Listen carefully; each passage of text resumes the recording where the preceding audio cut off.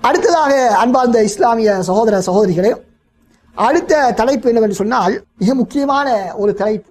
இன்று பல்வேறு தரப்பினர்களாலும் ஷியாக்கள் அல்லாத சகோதரர்களாலும் முன்வைக்கப்படக்கூடிய ஒரு முக்கியமான ஒரு குற்றச்சாட்டு அல்லது ஒரு கேள்வி, எல்லா சஹாபாக்களும் நீதமானவர்களா?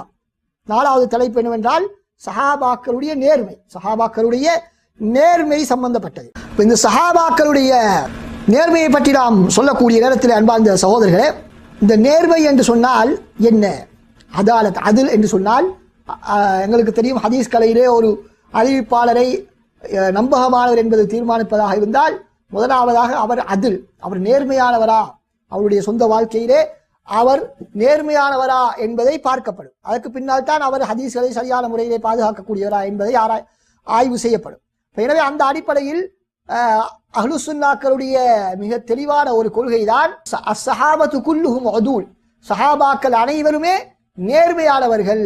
சஹாபாக்கள் என்று வந்துவிட்டால் அவர்கள் நேர்மையானவர்களா இல்லையா என்று நாம் ஆய்வு செய்வதில்லை. அப்ப இந்த நேர்மை என்றால் நேர்மையை எவ்வாறு தீர்மானிப்பது என்பதிலே இரண்டு விதமான கருத்துக்கள் அறிஞர்களுக்கு மத்தியிலே காணப்படுகின்றன. அதிலே முதலாவது ஹனஃபியாக்களுடைய கருத்து, ஹனஃபி மதுஹபை சேர்ந்தவருடைய கருத்து என்னவென்று சொன்னால், ஒருவர் முஸ்லிமாக இருந்து அவர் பாவம் செய்யாதவர், பாவம் செய்தவராக அறியப்படாவிட்டால், ஒருவர் முஸ்லிமாக இருந்து அவர் பாவம் செய்தவராக அறியப்படாமல் இருந்தால் அவர் நேர்மையானவர், அவர் நேர்மையானவர் என்பதாக ஹனஃபி மதுஹபை சேர்ந்தவர்கள் சொல்கிறார்கள். இரண்டாவது கருத்து என்னவென்று சொன்னால், பெரும்பான்மையான அறிஞருடைய கருத்து, பெரும் பாவங்களில் ஈடுபடாமலும் மோசமான காரியங்களில், மோசமான அருவருப்பான காரியங்களில் ஈடுபடாமலும் ஒரு மனிதரை தடுக்கக்கூடிய, ஒரு மனிதத்தில் இருக்கக்கூடிய அந்த ஆற்றலுக்குத்தான், அந்த பண்புக்குத்தான், ஒரு மனிதர் தீய காரியங்களில் ஈடுபடாமல் தன்னை பாதுகாத்துக் கொள்ளக்கூடிய அந்த பண்பு, அந்த பண்புக்குத்தான் நேர்மை என்பதாக சொல்லப்படும். அதாவது அல்லாஹ்வை பயந்து இந்த உலகத்திலே ஒரு மனிதரை வாழ்வதற்கு தூண்டக்கூடிய அவருடைய பண்பைத்தான் நீதி நேர்மை என்பதாக சொல்லப்படும். நீதி நேர்மை என்பதாக சொல்லப்படும். இதுதான் ஏற்றுக்கொள்ளப்பட்ட கருத்தாகும். வெறுமனே ஒருவர் பாவம் செய்யவில்லை என்பதற்காக ஆத்திரம் வந்து அவர் நல்லவர் என்பதாக நாம் தீர்மானிக்க முடியாது. மாற்றமாக அவர் ஒரு நல்ல மனிதராக, நல்ல காரியங்கள் செய்யக்கூடியவராக அவர் இருக்க வேண்டும் என்பதைத்தான் இந்த கருத்து, இந்த நேர்மை என்ற கருத்திலே இந்த பெரும்பான்மையான அறிஞர்கள் சொல்ல வருகிறார்கள். அப்ப இந்த அடிப்படையிலே தான் சஹாபாக்கள் நேர்மையானவர்கள். அன்பார்ந்த சகோதரர்களே, இப்பொழுது ஒரு முக்கியமான ஒரு கேள்வி, இதனை பலரும் தவறாக புரிந்து வைத்திருக்கிறார்கள். அன்புக்குரிய இஸ்லாமிய சகோதர சகோதரிகளே, இந்த நேர்மையை பற்றி பேசக்கூடிய நேரத்திலே சஹாபாக்கள் எல்லோரும் நேர்மையானவர்கள், ஹதீஸை அறிவிக்கக்கூடிய அறிவிப்பாளர் நேர்மையானவர் என்றெல்லாம் சொல்லக்கூடிய நேரத்திலே பலரும் கேட்கக்கூடிய ஒரு கேள்வி என்னவென்று சொன்னால், எவ்வளவுதான் நேர்மையானவராக இருந்தாலும் அவரும் மனிதர் அல்லவா, தவறு செய்யத்தானே செய்வார். எனவே எப்படி நீங்கள் நேர்மையானவர் என்று சொல்லி அவர் சொல்வதையெல்லாம் நம்ப முடியும் என்ற ஒரு கேள்வியை முன்வைக்கிறார்கள்.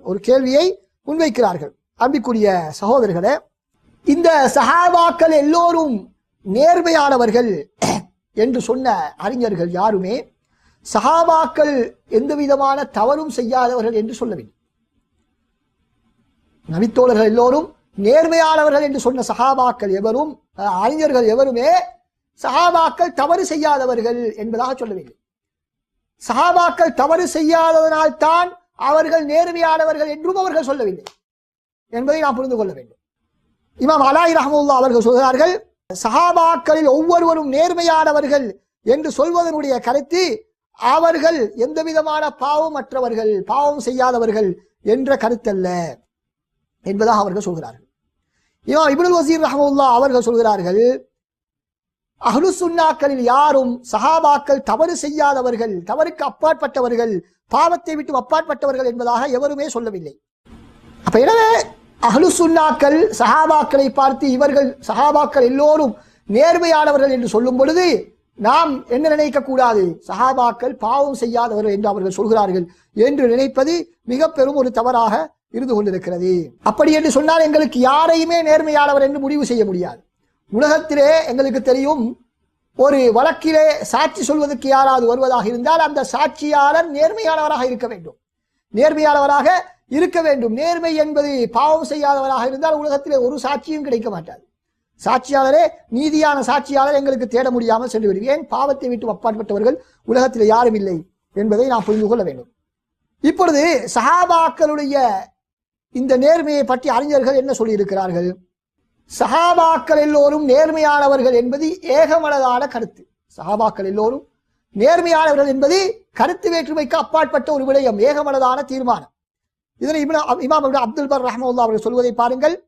அவர்கள் சொல்கிறார்கள், சஹாபாக்களுடைய நிலைமைகளை நாம் ஆய்வு செய்ய வேண்டிய அவசியம் இல்லை. ஏனென்றால் அஹ்லுஸ் சுன்னாக்களில் முஸ்லிம்களான அஹ்லுஸ் சுன்னாக்கள் அவர்கள் அனைவரும் நேர்மையானவர்கள் என்பதிலே ஒரே கருத்திலே இருக்கிறார்கள். எனவே சஹாபாக்களில் யார் என்பதை பெயர்கள் மாத்திரம் தெரிந்தால் எங்களுக்கு போதுமானது. அவர்களுடைய பெயர்களை தெரிந்ததன் பின்னால் இன்னார் ஒரு சஹாபி என்று தெரிந்தால் மாத்திரம் நமக்கு போதுமானது. அதற்கு பின்னால் அவர் நீதியானவரா, நேர்மையானவரா, மோசமானவரா என்று நாம் ஆய்வு செய்ய வேண்டிய அவசியம் இல்லை என்பதாக சொல்கிறார்கள். இமாம் இப்னு ஸலாஹ் ரஹிமஹுல்லாஹ் அவர்கள் சொல்கிறார்கள், முஸ்லிம் சமுதாயம் அனைவருமே ஒரே கருத்தில் இருக்கிறார்கள். சஹாபாக்கள் அனைவரும் நேர்மையானவர்கள்.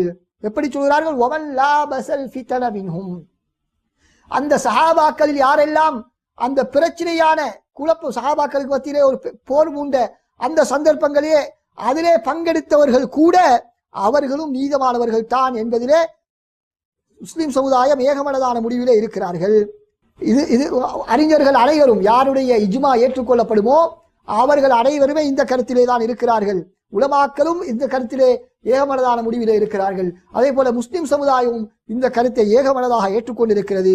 இப்பொழுது யாராவது வந்து அதனை ஏற்றுக்கொள்ள முடியாது என்று சொன்னால் அது முழு முஸ்லிம் சமுதாயத்தையும் எதிர்த்து கருத்து தெரிவிப்பது என்பதுதான் அதனுடைய விளக்கம் என்பதை நாம் புரிந்து கொள்ள வேண்டும்.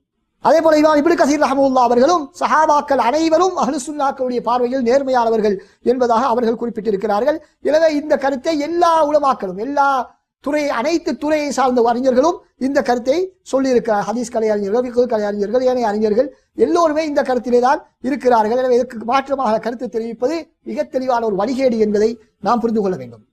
ஆனால் இதுக்கு மாற்றமாக சில அறிஞர் ஒரு சிலர் சொல்லியிருக்கிறார்கள், கருத்தை சொல்லியிருக்கிறார்கள். இமாம் மாசிரி ரஹ்மத்துல்லாஹ் என்று சொல்லப்படக்கூடிய ஒரு அறிஞர், அவர் என்ன சொல்கிறார்? இந்த நேர்மையின் எல்லா சஹாபாக்களும் நேர்மையானவர்கள் அல்ல. நபி அவர்களை ஒரு நாள் அல்லது போகிற போக்கிலே சந்தித்து சென்றவர்கள், ஏதாவது ஒரு தேவைக்காக வந்துவிட்டு சென்றவர்கள், இப்படி இவர்களை எல்லாம் நாம் நேர்மையானவர்கள் என்று சொல்ல முடியாது. மாற்றமாக நீண்ட காலம் நபி அவர்களுடன் இருந்து அவர்களுக்கு ஒத்துழைப்பாக அவர்களுக்கு உதவி செய்தவர்களை மாத்திரம்தான் நாம் இந்த நேர்மையான சஹாபாக்களுடைய பட்டியலை உள்ளடக்குவோம் என்பதாக அவர்கள் சொல்லியிருக்கிறார்கள். ஆனால் இந்த கருத்து இஜ்மாவுக்கு மாற்றமான ஒரு கருத்து. இஜ்மாவுக்கு மாற்றமான ஒரு கருத்து. அதாவது நாம் இந்த கருத்தை சொல்வதற்கு காரணம் என்னவென்று சொன்னால், நாம் இது இஜ்மாவான கருத்து என்று சொல்லிவிட்டு சென்றவுடன் சிலர் வந்து இல்லை, சில உலமாக்கள் மாற்று கருத்து தெரிவித்திருக்கிறார்கள் என்று வந்து மக்களை குழப்பக்கூடாது. மக்களை குழப்பக்கூடாது என்பதற்காகத்தான் இஸ்லாமிய வரலாற்றிலே அதற்கு மாற்றமான கருத்துக்கள் யாராவது சொல்லி இருக்கிறார்களா? அப்படி சொல்லியிருந்தால் அதற்கான விளக்கம் என்ன என்பதை நாம் இந்த இடத்தை உங்களுக்கு நாம் சுட்டிக்காட்ட விரும்புகின்றோம். எனவே அந்த அடிப்படையில் அன்பார்ந்த சகோதரர்களே, இந்த இமாம் மாசிரி ரஹ்மத்துல்லாஹி அவர்களுடைய கருத்து இஜ்மாவுக்கு மாற்றமான கருத்து. ஒரு விடயத்திலே இஜ்மா ஏகமனதான முடிவு இருக்கக்கூடிய நேரத்திலே அதற்கு மாற்றமாக பின்னால் வந்து ஒருவர் கருத்து சொன்னால் அந்த கருத்து அது யாராக இருந்தாலும் அந்த கருத்து ஏற்றுக்கொள்ளப்பட மாட்டாது என்பது இஸ்லாமிய சட்டக்கலையில் மிக அடிப்படையான ஒரு விதியாக இருக்கின்றது. இந்த கருத்துக்கு பலர் மறுப்பு தெரிவித்திருக்கிறார். அதிலே இமாம் அலாய் ரஹ்மத்துல்லாஹி அவர்கள் சொல்லக்கூடிய மறுப்பை பாருங்கள். இந்த கருத்து ஒரு ஆச்சரியமான ஒரு கருத்து, ஒரு நூதனமான ஒரு அபூர்வமான கருத்தாக இருக்கிறது. பல பிரபலமான சஹாபாக்களையும் இந்த நேர்மையானவர்கள் என்ற பட்டியலில் இருந்து அது வெளியேற்றிவிடும் இந்த கருத்து. உதாரணமாக வாயில் இப்னு ஹுஜர், மாலிக் இப்னு ஹுவைரிஸ், உஸ்மான் இப்னு அபில் ஆஸ் என்று சொல்லப்படக்கூடிய மிக முக்கியமான பிரபலமான சஹாபாக்கள். இவர்கள் நபியருடைய இறுதி காலத்திலே வந்து நபியரிடத்தில் ஒரு சில விடயங்களை கற்றுச் சென்ற சில சஹாபாக்கள். அப்ப சஹாபாக்கள் என்று சொன்னால் நீண்ட காலம் அவர்கள் இருந்தவர்கள் என்று மாத்திரமாக இருந்தால் இந்த சஹாபாக்களுடைய நிலைமை என்ன என்பதாக அவர்கள் கேட்கிறார்கள். இன்னும் அது மாத்திரமல்ல, நபியவரிடத்திலே பல்வேறு விதமான தூதுக்குழுக்கள் வந்து சென்றார்கள். அப்படி நபியவர்கள் நீண்ட காலம் இல்லாதவர்கள், நபியருடைய நபித்தோழர்கள் இல்லை என்று சொன்னால் அந்த தூதுக்குழுவிலே வந்து சென்ற அவ்வளவு பேருடைய நிலைமையும் என்ன என்பதாக அவர்கள் குறிப்பிடுகிறார்கள். அதே போல இன்னும் சில சஹாபாக்கள் இருக்கிறார்கள், அவர்கள் ஒரே ஒரு ஹதீஸை தான் அறிவித்திருக்கிறார்கள். அப்ப இவருடைய இந்த மாசனுடைய கருத்துப்படி, மாசனுடைய கருத்துப்படி அவர்கள் எல்லோரும் சஹாபாக்களுடைய பட்டியலை வராவிட்டால் பல ஹதீஸ்களை நாங்கள் மறுக்க வேண்டி ஏற்படும், பல்வேறு சட்ட பிரச்சனைகள் உருவாகுவதற்கு அது வாய்ப்பளித்து விடும் என்பதை நாம் மறந்துவிடக்கூடாது. இந்த இடத்திலே நாம் புரிந்து கொள்ள வேண்டிய விடயம் என்னவென்று சொன்னால், இந்த இமாம் மாஸ்ரி ரஹ்மத்துல்லா அவர்களுடைய இந்த கருத்துக்கான காரணம் பின்னணி என்னவென்றால், அவர்கள் பொதுவாக ஏனைய மனிதர்களுக்கு, சாதாரண மனிதர்களுடைய நேர்மையை நாம் தீர்மானிப்பதாக இருந்தால் அதற்கான அளவுகோலை இந்த சஹாபாக்களுடைய விடயத்தில் அவர்கள் பயன்படுத்தினார்கள். அதனால் தான் அவர்கள் இந்த கருத்தை சொல்வதற்கு காரணம் என்ன? பொதுவாக சாதாரண மனிதர்களை நாம் நேர்மையாளர்களாக தீர்மானிப்பதாக இருந்தால் அவர்களுடன் சில காலம் நாம் பழக வேண்டும். அப்பொழுதுதான் அவர் நல்லவரா கெட்டவரா என்பதாக நாம் தீர்மானிக்க முடியும். என்னிடம் ஒரு மனிதர் ஒரே ஒரு முறை வாத்திரம் வந்து எனக்கு சலாம் சொல்லிவிட்டு சென்றால், என்னுடன் பேசிவிட்டு சென்றால், அதனை வைத்து நாம் என்ன செய்ய முடியாது? அவர் நல்லவரா கெட்டவரா என்று என்னால் தீர்ப்பு சொல்ல முடியாது. எனவேதான் அவருடன் நீண்ட காலம் பழகியவரிடத்திலே தான் நாம் அவரை பற்றி கருத்துக்களை கேட்போம் என்பது எல்லோருக்கும் தெரிந்த ஒரு சர்வசாதாரண விடயம். எனவே அந்த அடிப்படையிலே தான் இமாம் மாஸ்ரி ரஹ்மத்துல்லாஹி அவர்கள் சஹாபாக்களுடைய விடயத்தையும் அணுகி இருக்கிறார்கள். அதனால் தான் அவர்கள் அந்த கருத்தை சொல்வதற்கு காரணம். ஆனால் அவர் ஒரு முக்கியமான விடயத்தை கவனிக்க தவறி இருக்கிறார்கள். என்ன விடயம் என்றால், சஹாபாக்கள் நேர்மையாளவர்கள் என்று சொன்னது நமது ஆய்வின் அடிப்படையில் அல்ல. முஸ்லிம் சமுதாயத்தில் வந்த அறிஞர்கள் சஹாபாக்களை எல்லாம் ஆய்வு செய்து அதன் அடிப்படையில் அவர்கள் நேர்மையாளர்கள் என்று தீர்ப்பு சொல்லவில்லை. மாற்றமாக அல்லாஹ் சுப்ஹானஹு வ தஆலா தான் அவர்கள் நேர்மையாளர்கள் என்ற தீர்ப்பை வழங்கி இருக்கிறார். அப்ப எனவே அன்பிற்குரிய இஸ்லாமிய சகோதர சகோதரிகளே, சஹாபாக்கள் நேர்மையாளர், எல்லா சஹாபாக்களும் நேர்மையாளவர்கள் என்பதை நாம் ஒவ்வொரு சஹாபியாக சென்று ஆய்வு செய்ய வேண்டிய அவசியம் இல்லை. அல்லாஹ் தஆலா எல்லா சஹாபாக்களை பற்றியும் நன்கறிந்தவன். எனவே அவன் பொதுவாக எல்லா சஹாபாக்களுக்கும் தீர்ப்பளித்து விட்டான், இவர்கள் நல்லவர்கள், இவர்கள் தூய எண்ணம் கொண்டவர்கள் என்று தீர்ப்பு வழங்கிவிட்டான். அதற்கு பின்னால் நாம் மேலதிகமாக வந்து என்ன ஆய்வு செய்ய வேண்டி இருக்கிறது? எனவே ஆய்வு செய்ய வேண்டிய அவசியம் இல்லை என்ற காரணத்தினால் தான் சஹாபாக்கள் எல்லோருமே அவர்கள் பொதுவாக நேர்மையானவர்கள் என்ற தீர்ப்பு தான் அஹ்லு சுன்னாக்களுடைய இஜ்மாவான கருத்து என்பதை நாம் புரிந்து கொள்ள வேண்டும். அதற்கு மாற்றமான கருத்து தெரிவிப்பவர்கள் வழிகேட்டிலே இருக்கிறார்கள் என்பதையும் நாம் புரிந்து கொள்ள வேண்டும்.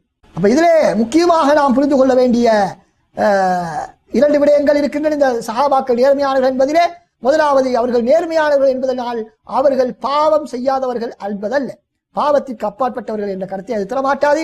இரண்டாவதாக, அவர்கள் நேர்மையானவர்கள் என்பதற்கான அளவுகோல், அதனை நாம் முடிவு செய்த அந்த விதம் நமது ஆய்வல்ல, அல்லாஹ்வுடைய முடிவு, அல்லாஹ்வுடைய தீர்ப்பு. எனவே இந்த இரண்டு விடயங்களையும் நாம் சஹாபாக்களுடைய நேர்மை விடயத்திலே நாம் புரிந்து கொள்ள வேண்டும். அடுத்ததாக அன்பிற்குரிய இஸ்லாமிய சகோதரர்களே, இந்த சஹாபாக்கள் அனைவரும் நேர்மையானவர்கள் என்பதற்கான ஆதாரம் என்ன? சஹாபாக்கள் அனைவரும் நேர்மையானவர்கள் என்பதற்கான ஆதாரம் என்ன என்று பார்க்கக்கூடிய நேரத்தில் பல ஆதாரங்களை நாம் சொல்ல முடியும். அதிலே முதல் வகை ஆதாரம் என்னவென்றால், முஹாஜிரீன்கள் மதீனாவுக்கு ஃபத்ஹு மக்காவுக்கு முன்னால், மக்காவில் இருந்து மதீனாவுக்கு ஃபத்ஹு மக்காவுக்கு முன்னால் ஹிஜ்ர செய்து சென்றவர்களுடைய நீதம் சம்பந்தமாக, நேர்மை சம்பந்தமாக பேசக்கூடிய ஆதாரங்கள். அடுத்ததாக இரண்டு தரப்பு, முஹாஜிர்கள் அன்சாரிகள், இந்த இரண்டு வகை சஹாபாக்களை பற்றியும் நேர்மையானவர்கள் என்று பேசக்கூடிய ஆதாரம். மூன்றாவது, பொதுவாக எல்லா சஹாபாக்களும் நேர்மையானவர்கள் என்று குறிப்பிடக்கூடிய ஆதாரங்கள். முதல் இரண்டு பகுதி உடைய ஆதாரங்களும் எங்களுக்கு அவசியமற்றவை. ஏனென்றால் அதிலே மாற்று கருத்து கிடையாது. அதிலே யாருக்கும் இஸ்லாமிய சமுதாயத்திலே வந்த இந்த ஷியாக்களை தவிர ஏனையவர்களுக்கு மாற்று கருத்து கிடையாது. மூன்றாவது, இந்த பொதுவாக எல்லா சஹாபாக்களும் ஆரம்ப காலத்தில் இஸ்லாத்துக்கு வராமல் பிற்காலத்திலே இறுதி காலத்திலே இஸ்லாத்தை ஏற்றுக்கொண்ட சஹாபாக்களும் நீதமானவர்களா, அவர்களும் நேர்மையானவர்களா என்ற விடயத்திலே தான் சிலருக்கு தற்காலத்திலே ஒரு கேள்வி, ஒரு சந்தேகம் இருக்கிறது. எனவே அதற்கான ஆதாரங்களைத்தான் இந்த இடத்திலே நாம் சொல்ல இருக்கிறோம். அதிலே பல ஆதாரங்கள் ஏற்கனவே உங்களுக்கு சொல்லி இருக்கிறோம். அதனை இப்பொழுது நாம் விரைவாக உங்களுக்கு சுட்டி காட்டிவிட்டு செல்கிறோம். முதலாவது ஆதாரம், அவர்கள் அனைவரும் சூழவாதிகள் என்று சொல்லக்கூடிய சூரத்துல் ஹதீதுடைய 10வது வசனம். அல்லாஹ் தஆலா ஃபத்ஹு மக்கா அல்லது சுல்ஹுல் ஹுதைபியாவுக்கு முன்னால் அல்லாஹ்வுடைய பாதையிலே செலவழித்து போராடிய சஹாபாக்களும் அதற்கு பின்னால் வந்த சஹாபாக்களும் சமமாக மாட்டார்கள் என்று சொல்லிவிட்டு அனைவருக்கும் அல்லாஹ் தஆலா சூரத்தை கொண்டு வாக்களித்து விட்டார் என்று சொல்லக்கூடிய அந்த வசனம். அப்ப இந்த வசனத்தில் அல்லாஹ் தஆலா எல்லோருக்கும் சூலத்தை கொண்டு வாக்களித்திருக்கிறார். எனவே அல்லாஹ் தஆலா ஒருவருக்கு சூலத்தை கொண்டு வாக்களிப்பதாக இருந்தால் நிச்சயமாக அவருக்கு சூலத்துக்கு தகுதியானவராக இருந்தால்தான் வாக்களிப்பார். அதே நேரத்திலே அவர் மரணிக்கும் பொழுதும் ஒரு மூமினாகத்தான் மரணிப்பார் என்பதற்கான உத்தரவாதம். அப்ப எனவே இதன் மூலமாக சஹாபாக்கள் பிற்காலத்தில் வழிகட்டு சென்று விட்டார்கள் என்ற அந்த ஷியாக்களுடைய கொள்கைக்கு மிக தெளிவான ஒரு மறுப்பு காணப்படுகிறது. அதே போல அவர்களுடைய உள்ரங்கங்களையும் அவருடைய எண்ணங்களையும் பரிசுத்தமானவை என்பதாக அல்லாஹ் தஆலா சொல்லி அதற்காக வேண்டி அவர்களுக்கு பெரும் கூலிகள் இருப்பதாக அல்லாஹ் சுப்ஹானஹு வ தஆலா வாக்களித்திருக்கிறார். சூரத்துல் ஃபத்ஹுடைய 29வது வசனம் முஹம்மது ரசூலுல்லாஹ் என்று ஆரம்பிக்கக்கூடிய அந்த வசனத்திலே ஏற்கனவே நாம் சொன்னோம், சஹாபாக்கள் அல்லாஹ்வுடைய திருப்தியை நாடி அமல் செய்யக்கூடியவர்கள் என்று அல்லாஹ் சுப்ஹானஹு வ தஆலா அந்த வசனத்திலே சொல்கிறார். இந்த வசனத்தில் அல்லாஹ் சுப்ஹானஹு வ தஆலா நீண்ட காலம் நபி அவர்கள் இருந்தவர்கள் என்பதாக சொல்லவில்லை. மாற்றமாக வல்லதீன மஅஹு நபி அவர்களுடன் உள்ளவர்கள் என்று பொதுவாகத்தான் சொல்லி இருக்கிறார்கள். அது சிறிது நேரம் நபி அவர்களுடன் இருந்தாலும் அந்த நபி அவர்களுடன் இருந்தார்கள் என்ற அந்த பெயர் அவர்களுக்கு வந்துவிடும். எனவே அவர்கள் அனைவரும் என்ன நீதமானவர்கள் என்பதற்கு இந்த ஆதாரங்கள் போதுமானது. அடுத்ததாக இன்னொரு கேள்வி கேட்கப்படுகிறது. இது சம்பந்தமாக அந்த சூரத்துல் ஃபத்ஹுடைய அந்த வசனத்திலே அல்லாஹ் சுப்ஹானஹு வ தஆலா என்ன சொல்கிறான்? وعد الله الذين آمنوا وعملوا الصالحات منهم مغفرة وأجرا عظيما. அல்லாஹ் சுப்ஹானஹு வ தஆலா சொல்றார், அவர்களில் ஈமான் கொண்டு நல்லவர்கள் செய்தவர்கள். அப்ப இந்த இவனத்திலே இடம்பெறக்கூடிய மின்ஹும் என்ற வார்த்தை அவர்களில் என்று சொன்னால் அவர்களில் சிலரைத்தான் குறிக்கும் என்பதாக சிலர் விளக்கம் சொல்கிறார்கள். இந்த சஹாபாக்கள் அனைவரும் நேர்மையானவர்கள் அல்ல என்று சொல்லக்கூடியவர்கள் சிலர் இந்த வசனத்துக்கு சஹாபாக்கள் அனைவருமே நேர்மையானவர்கள் என்பதற்காக வேண்டி இந்த வசனத்தை நாம் ஆதாரமாக முன்வைக்கக்கூடிய நேரத்தில் இதிலே உள்ள இந்த மின்ஹும் என்ற வார்த்தை சஹாபாக்களில் சிலரைத்தான் குறிக்கும், எல்லோரையும் குறிக்க மாட்டாது என்பதாக சிலர் வாதிடுவார்கள். அன்பார்ந்தவர்களே, இது தவறான ஒரு கருத்து. ஏனென்றால் மின் என்பது எப்பொழுதும் சிலர் என்ற கருத்தை குறிக்க மாட்டாது. மாற்றமாக சில வேளை ஒன்றை விளக்கப்படுத்துவதற்காக அல்லாஹ் சுப்ஹானஹு வ தஆலா ஃபஜிதனிபு ரிஜ்ஸ மினல் அவ்சானி, இந்த சிலை என்னும் அசுத்தங்களை நீங்கள் தவிர்த்து கொள்ளுங்கள், சிலை எனும் அசுத்தங்களை தவிர்த்து கொள்ளுங்கள் என்று சொல்லும் பொழுது மின் என்ற வார்த்தையை பயன்படுத்துகிறார். சிலைகளில் அசுத்தமானதை என்று பயன்படுத்துகிறார். இப்ப சிலைகளில் அசுத்தமானவை என்று சொன்னால் சிலைகளில் அசுத்தமானவை அல்லாதவைகளும் இருக்கின்றனவா என்று ஒரு கேள்வி வரும். இல்லை, அப்படி ஒன்று இல்லை. எல்லா சிலைகளுமே அசிங்கமானவைகள், அசுத்தமானவைகள் தான். இருந்தாலும் அந்த மின் என்ற வார்த்தை அந்த இடத்திலே பயன்படுத்தப்பட்டிருப்பது ஒரு தெளிவை கொடுப்பதற்காக, மின் அல்லில் பயான் என்பதாக சொல்வார்கள், தெளிவுபடுத்துவதற்காக வந்தது. அதே போலதான் மேலே உள்ள அந்த வசனத்திலும் அந்த சஹாபாக்கள் ஈமான் கொண்டு நல்லவல்கள் செய்த சஹாபாக்கள் என்பதை குறிப்பதற்காகத்தான் அந்த மின்ஹும் என்று சொல்லப்பட்டிருக்கிறது தவிர அவர்களின் சிலர் என்பதை சொல்வதற்காக அல்ல என்பதை தான் இங்கே நாம் புரிந்து கொள்ள வேண்டும். அது மாத்திரமல்ல, அப்படி நாம் கூறினால் அதனை வைத்து நாம் சஹாபாக்கள் எல்லோரும் நேர்மையற்றவர்கள், அவர்கள் சிலர்தான் நேர்மையானவர்கள் என்று நாம் சொன்னால் அதிலே நேர்மை என்பது மாத்திரமல்ல இல்லாமல் செல்லக்கூடிய விடயம். மாற்றமாக சில சஹாபாக்களுக்கு ஈமானே இல்லை என்ற கருத்தையும் நாம் சொல்ல வேண்டி வரும். ஏன்? அந்த வசனத்தில் அல்லாஹ் தஆலா அவர்களில் ஈமான் கொண்டவர்கள் என்றும் சொல்கிறார். அப்ப அவர்களில் ஈமான் கொண்டவர்கள் சிலர்தான் என்ற கருத்தில் அந்த இடத்திலே மிக மோசமான ஒரு கருத்து வந்துவிடும். இந்த கருத்தை ராஃபிதாக்களை தவிர வேறு யாரும் சொல்லவில்லை. எனவே தன்னை ஷியாக்கள் இல்லை என்று சொல்லிக்கொண்டு இந்த வசனத்துக்கு இப்படியான விளக்கம் வழங்குவது சஹாபாக்களில் ஒரு சாராரை காஃபிர், அவர்கள் ஈமான் கொண்டவர்கள் அல்ல, நயவஞ்சகர்கள் என்று தீர்ப்பளிப்பதற்கு சமன் என்பதை நாம் புரிந்து கொள்ள வேண்டும். அடுத்ததாக சஹாபாக்கள் எல்லோரும் நேர்மையானவர்கள் என்பதற்கு இன்னொரு ஆதாரத்தை நாம் சொல்வதாக இருந்தால் அவர்கள் அனைவரும் ஈமான் உடையவர்கள் என்று அல்லாஹ் தஆலா கூறியிருக்கிறார். சூரத்துல் அன்ஃபாலுடைய 62வது வசனத்தில் நீங்கள் பாருங்கள், அல்லாஹ் சுப்ஹானஹு வ தஆலா சொல்கிறான், ஹுவல்லதி அய்யதக பினஸ்ரிஹி வபில் முஃமினீன். அல்லாஹ் சுப்ஹானஹு வ தஆலா தான் உம்மை அவனுடைய வெற்றியை கொண்டும் இந்த மூமின்களை கொண்டும் அல்லாஹ் தஆலா தான் உங்களை உறுதிப்படுத்தினான் என்று அல்லாஹ் சுப்ஹானஹு வ தஆலா சொல்கிறார். மேலும் அன்பார்ந்த இஸ்லாமிய சகோதரர்களே, இந்த இடத்திலே சஹாபாக்களை கொண்டு உங்களுக்கு அல்லாஹ் உதவி செய்தான் என்பதை மூமின்களை கொண்டு உதவி செய்தான் என்று சொல்கிறார். அப்ப எனவே இதிலே இருந்து எங்களுக்கு தெளிவாக விளங்கக்கூடிய விடயம் என்ன?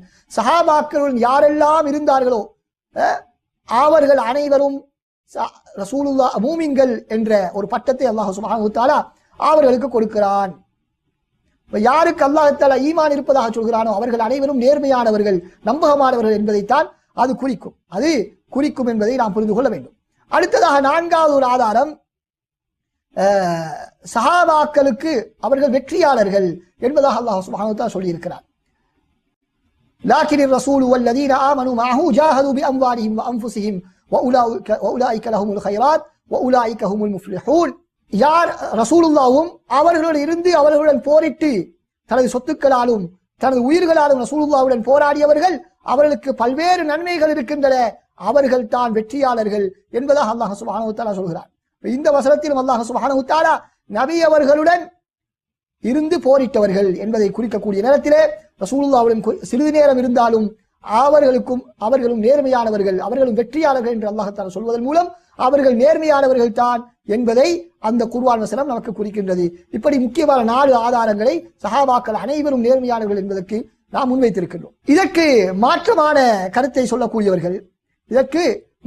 கருத்தை சொல்லக்கூடியவர்கள் பல்வேறு ஆதாரங்களை முன்வைக்கின்றார்கள். அவற்றுக்கான பதிலை இன்ஷா அல்லாஹ் நாம் அடுத்த அமர்விலே இன்ஷா அல்லாஹ் நாம் பார்ப்போம். வஆஹிரு தஅவானா அனில் ஹம்துலில்லாஹி ரப்பில் ஆலமீன். வஸ்ஸலாமு அலைக்கும் வரஹ்மத்துல்லாஹி வபரகாத்துஹு.